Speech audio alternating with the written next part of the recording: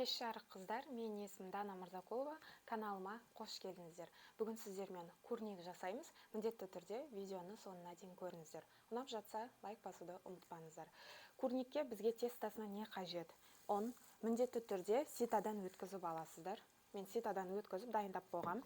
Ас содасы, бір жұмыртқа, закрома 82-де 5%, мұздай болуы қажет. Одан кейін тұз, сметана және де терка қажет. Ал ендеше кірісейік. Майдан ең жақсысы осы закрома, сондықтан мен барлық нәрсеге, тортқа болсын, барлығына осыны қолданамын.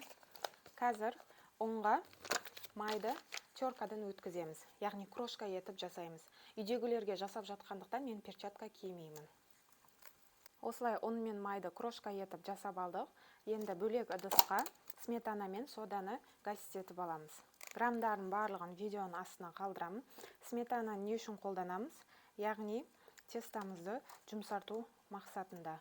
Бұның орнына майонез қолдансаңыздар да болады, бірақ майонезді не советую, не себепті? Себебі майонездің иісі кәдімгідей тестадан шығып тұрады. Лучше тестаға қолданатын болсаңыздар, міндетті түрде сметана алыңыздар. Осы екеуін араластырып, міне.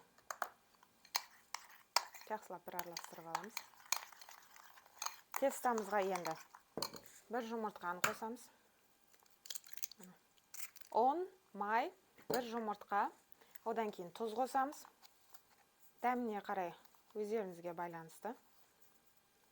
Одан кейін барып, сметана мен сода қосылған қоспамызды қосамыз. Осын барлығын қосып, енді қамыр етіп илейтін боламыз. Қамыр етіп жасайтын кезде былайынан қолдарыңызбен жақсылап кіргізе беріңіздер. Сол кезде тезірек бірігеді. Тестамыз дайын болды. Жұп-жұмсақ болады осылай. Бір-біріне әлі қатты бірігіп тұрған жоқ. Дәл осы күйде аламыз да морозильникке примерно бір жарты сағатқа саламыз. Содан кейін барып, яғни начинкасын жасап кірісетін боламыз. Енді курниктің начинкасын жасайтын боламыз. Ол үшін тауықтың төс еті керек. Сүйегі еш нәрсе болмауы қажет. Тауықтың төс еті, яғни грудинка. Осылай кубик етіп турап аласыздар. Және де тұз, бұрыш қажет. Осыны бір 3-4 минуттай қуырып алам. Одан кейін барып духовкаға тестамен бірге салатын боламыз. Майды қыздырып алдық. Енді тауықты ақырындап саламыз. Және осыған тұз, сонымен қатар бұрышты дәміне қарай қосамыз. Тұз бұрыш. 3-4 минуттай жақсылап араластырып қуырамыз. Міне осылай болады. Болды. Астын өшіреміз. Тестамызды морозильниктен аламыз. Осылай үгітіліп тұрады. Одан қорықпаңыздар. Былайынан домалаққа полны жайып шығам. Осылай домалақ етіп жайып шықты. Енді начинкамызды, яғни тауықты саламыз. Тауықпен қатар картошка, пияз да салсаңыздар болады. Бірақ мен құр тауықтың өзін қосамын. Бұдан майда етіп турасаңыздар да болады. Әдейі осылай үгітіп жатырмын. Яғни декор ретінде емес. Бұлайынан үгітіп, бетіне кәсіп етін боламын. Куриный пирогқа. Алып, полны осыны жайып шығам. Үгітіп. Крошка етіп бетіне төсеп шықтым. Міне енді жұмыртқаның құр өзі, сүт еш нәрсе қосқан жоқпын. Беткі жағына бір-бір жағып шығамын. Кунжут седананы шеткі жақтарына қосып шығамын. Қоспасаңыздар да болады. Кішкене әдемірақ болып көрінсін деп мен қосып жатырмын.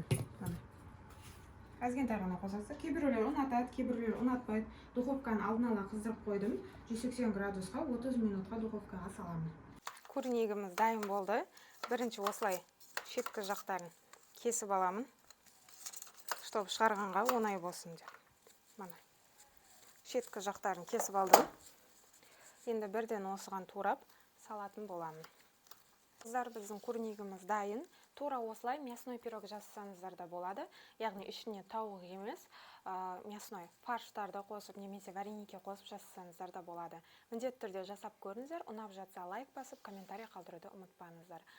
Сәттілік тілеймін. Отбасыларыңызды тәтті дәмділермен қуантып жүре беріңіздер. Каналға лайк басуды ұмытпаймыз.